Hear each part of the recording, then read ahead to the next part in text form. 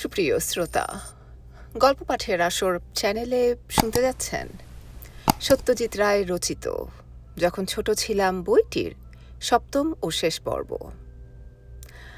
আসলে আমার বইটি গতকালই শেষ করে দেওয়া উচিত ছিল, কারণ বইটির মাত্র 2টো পৃষ্ঠা বাকি ছিল। আমি দুঃখিত যে গতকাল শেষ করতে পারিনি, তাই আজকে এই 2টো পৃষ্ঠা পড়বার জন্য ভিডিওটি করা। যারা সময় নিয়ে পুরো বইটি শুনেছেন বা শুনছেন তাদেরকে অসংখ্য ধন্যবাদ। আমি ওয়ারা করিম, সাথে থাকুন। স্কুলের প্রথম 4টি বছর আমি বকুলবাগান রোডেই ছিলাম। ক্লাস 9-এ থাকতে সোনা মামা বাড়ি বদল করে চলে গেলেন বেলতলা রোডে।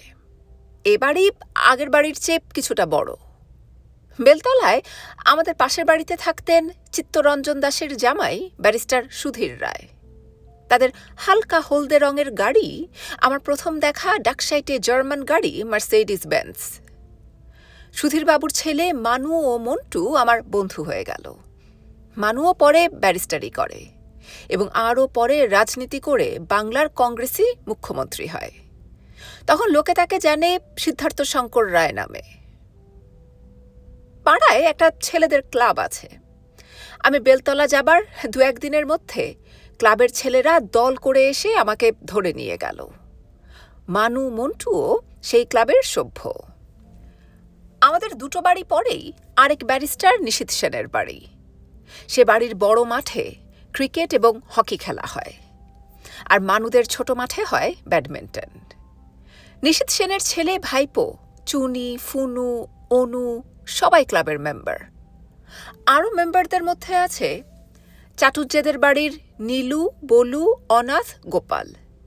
স্কুলে থাকতেই সঙ্গী সাথী হয়েছিল।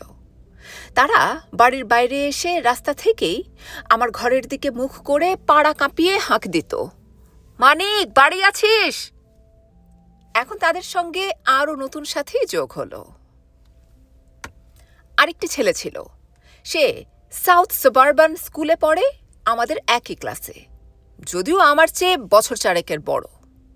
পরপর কয়েক বছর ফেল করেই বোধহয় এই দশা। এই অরুণ, ডাকনাম পানু, হল ময়মনসিংহের অখিল বন্ধু গুহদের বাড়ির ছেলে। থাকে নিশীথ সেনের উল্টো দিকের বাড়িতে।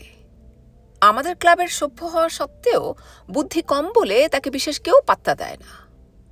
সে পানুও হঠাৎ একদিন দমদমের ফ্লাইং ক্লাবে ভর্তি হয়ে অ্যারোপ্লেন চালাতে শিখে ফেলল।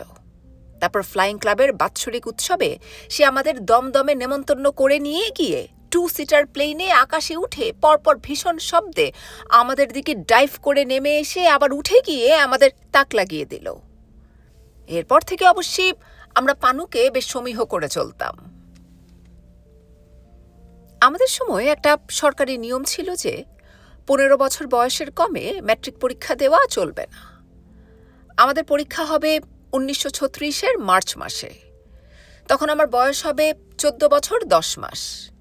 তার মানে 1 বছর বসে থাকতে হবে। মহা মুশকিল। ওকালতির কারসাজির সাহায্যে বয়স বাড়িয়ে নেওয়া যায়, কিন্তু মাসে ব্যাপারে মোটেই রাজি নন। আশ্চর্য, পরীক্ষার কয়েক মাস আগেই সরকার 15 বছরের নিয়মটা তুলে দিলেন, আর আমাকেও 1 বছর বসে থাকতে হলো না। স্কুল ছাড়ার বছর 10 পরে কোনো একটা অনুষ্ঠানে, বোধহয় পুরনো ছাত্রদের সম্মেলনে, আমাকে বালিগঞ্জ গভর্নমেন্ট হাই স্কুলে যেতে হয়েছিল। হলঘরে ঢুকে মনে হয়েছিল, এ কোথায় এলাম রে বাবা? এ ঘর কি সেই ঘর যেটাকে এত পেল্লায় বলে মনে হতো? দরজায় যে মাথা ঠেকে যায়। শুধু দরজা কেন, সবই যেন ছোট ছোট মনে হচ্ছে। বারান্দা, ক্লাসরুম, ক্লাসের বেঞ্চিগুলো। অবশ্যই হবে নাই বা কেন। যখন স্কুল ছেড়েছি তখন আমি ছিলাম 5 ফুট 3 ইঞ্চি, আর এবার যে ফিরে এলাম এখন আমি প্রায় 6.5 ফুট। স্কুল তো আছে যেই কি সেই, বেড়েছি শুধু আমি। এরপরে আর স্কুলে ফিরে যায়নি কখনো।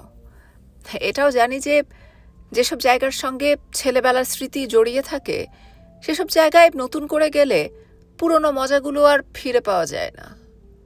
আসল মজা হলো স্মৃতির ভাণ্ডার হাতড়ে সেগুলোকে ফিরে পেতে। পরিচয় লিপি। বাবা সুকুমার রায়, মা সুপ্রভা রায়, কাকিমা পুষ্পলতা রায়, বুলু পিসি মাধুরী মহলানবিশ, তুতু পিসি ইলা চৌধুরী, সোনা ঠাকুমা মৃণালিনী বসু, হিতেন কাকা হিতেন্দ্রমোহন বসু, বাপি শৈলেন্দ্রমোহন বসু, বাবু সোমেন্দ্রমোহন বসু, বুলা কাকা প্রফুল্লচন্দ্র মহলানবিশ, সোনা মামা প্রশান্ত কুমার দাস, মেসমশাই ইন্স্যুরেন্স কোম্পানির মালিক অবিনাশ চন্দ্র সেন, দিদিমা সরলা দাস, মেজ মামা সুধীন্দ্রচন্দ্র দাস, বড় মামা চারুচন্দ্র দাস, বড় মাসি প্রতিভা দত্ত, মানুদা দিলীপ কুমার দত্ত, কালু মামা বঙ্কিমচন্দ্র পাল, লেবু মামা হীরেন্দ্রনাথ দাশগুপ্ত, মেজ পিসে মশাই অরুণনাথ চক্রবর্তী, পানকু কাকা করুণারঞ্জন রায়, নিনিদি নলিনী দাস, রুবিদি কল্যাণী কার্লেকার, ছুটকি মাসি প্রভা আয়েঙ্গার, মন্টু সঞ্জীবচন্দ্র দাস, বাচ্চু প্রদীপ কুমার দাস, পুপে নন্দিনী দেবী, নন্দলাল বাবু নন্দলাল বসু, মায়া মাসিমা মায়া দাস, মনুমাসি গিরিবালা সেন, মেজ পিসিমা পুণ্যলতা চক্রবর্তী, কল্যাণ কল্যাণ কুমার চক্রবর্তী, লতু ললিতা রায়, ডলি অমিতা রায়, মেসমশাই এক্সাইজ কমিশনার সুধীন্দ্রচন্দ্র হালদার, রণদা রঞ্জিত সেন।